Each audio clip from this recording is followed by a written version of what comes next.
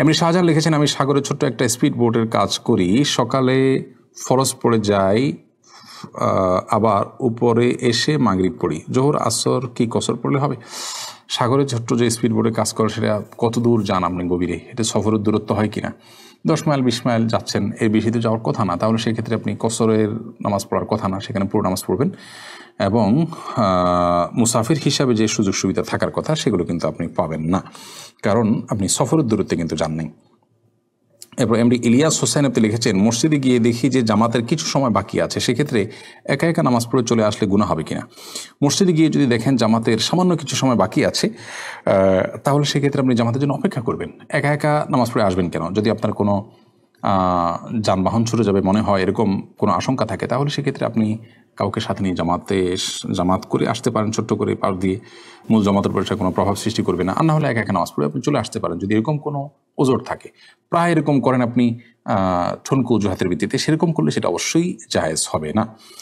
মুশতাক তাহমিদ আমিন আপনি লিখেছেন, ইখতিলাফ আছে এরকম বিধানের ক্ষেত্রে আমরা সাধারণ মানুষ কিভাবে আমল করব? আপনি যেই ফিক বা যে থট ফলো করছেন সেই থট ফলো করে আপনি আমল করবেন ইনশাআল্লাহ বিইذনিল্লাহ। দলিলের ধার বিবেচনা করার মতো ক্ষমতা আপনার না থাকলে আপনি ওলামায়ে কেরামের অনুসরণ করে তাদের ইজতিহাদ বা গবেষণা অনুসরণ করলে ইনশাআল্লাহ আপনার জন্য সেটি যথেষ্ট হবে। আর আপনি যদি দলিলের ধার বিবেচনা করার মতো ক্ষমতা থাকে এবং দলিলের ধার বিবেচনা করে আপনার কাছে কোনোটা সঠিক বা বেঠিক মনে হয়, আপনি সেটার উপর আমল করে সেটাও করতে পারেন, কিন্তু সেটা চারটিখানি কথা নয়, সাধারণ কোনো আলেমেরও কাজ নয়, এটার জন্য অগাধ পাণ্ডিত্যের প্রয়োজন। মাহিন হোসাইন আপনি লিখেছেন, আমার খালা 23 দিন আইসিইউতে থাকার পর মারা যান। মৃত্যুর পর খালার মুখ তার বড় ভাই দেখতে চাইলে খালার ছেলে মেয়ে দেখায়নি, কারণ আমার মা খালাদের সাথে তাদের ভাইদের সম্পর্ক ভালো নয়। মামাও খোঁজ খবর নেয় না, অসুস্থ অবস্থায় কখনো দেখতেও আসেনি। মুখ না দেখানো কি কোনো গুনাহ হয়েছে? আপনাদের মামার সাথে সম্পর্ক ভালো ছিল না, এটা তো অবশ্যই মন্দ দিক, এবং আপনার মামাদের ব্যাপারে আপনি যা বিবরণ দিয়েছেন তা যদি সঠিক হয়ে থাকে তাহলে তারা অবশ্যই অন্যায়কারী, তারা অবশ্যই গুনাহগার। কিন্তু তারা তাদের বোনকে দেখতে আসলে দেখতে বাধা দেওয়াটা সঠিক হয়নি। আপনার মা যদি নিষেধ করে থাকেন সেটাও ভুল হয়েছে, ওই মায়ের কারণে অনেক সময় এরকম করেন মানুষ। কারণ মানুষের সম্পর্ক আত্মীয় স্বজনের সাথে খারাপ হলে সেটাকে সংযুক্ত করার চেষ্টা করতে হবে, বিচ্ছিন্ন করার চেষ্টা নয়। আর তারা যেটা করেছে সেটা তো চরম অন্যায় এবং কবিরা গুনাহ করেছে, তারা যদি তওবা না করে অবশ্যই তারা গুনাহগার হবেন। আর আপনারা অভিমান করার, মনের কষ্ট আছে সেটা প্রকাশ করার অধিকার কিন্তু ইসলাম আপনাদেরকে দিয়েছে।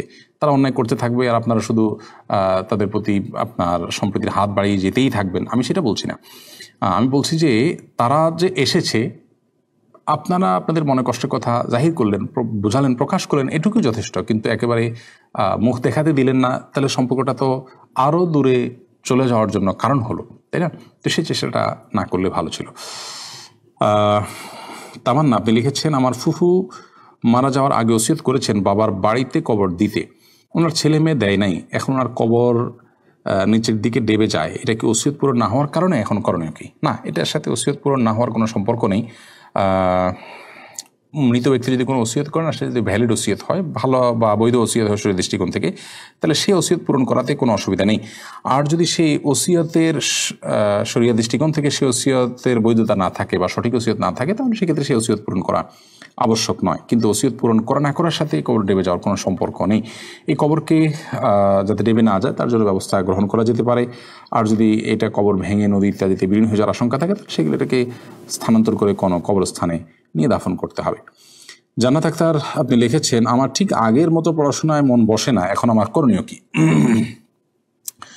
পড়াশোনায় মন না বসলে পড়াশোনায় মন বসার জন্য কারোর কাউন্সেলিং নিতে হবে, কারোর থেকে প্রেরণা নিতে হবে, মূল সমস্যাটা কোন জায়গায় সেটা চিহ্নিত করে সেটা দূর করার চেষ্টা করতে হবে। সেই সাথে আপনার মনোযোগ নষ্ট করার মতো যে বিষয়গুলো আছে আজকাল সোশ্যাল মিডিয়ার অ্যাক্টিভিটিস ইত্যাদিতে অনেক সময় আমরা হয়ে থাকি, আপনার বুধ হয়ে থাকি, সেগুলো থেকে বেরিয়ে আসার চেষ্টা করতে হবে। দূরচ্ছরি বিষয় করে পড়তে হবে এবং ঘুম থেকে ওঠার পর পড়ার অভ্যাস করা, এটা পড়ার জন্য খুব একটা ভালো সময়, সেটি করতে হবে।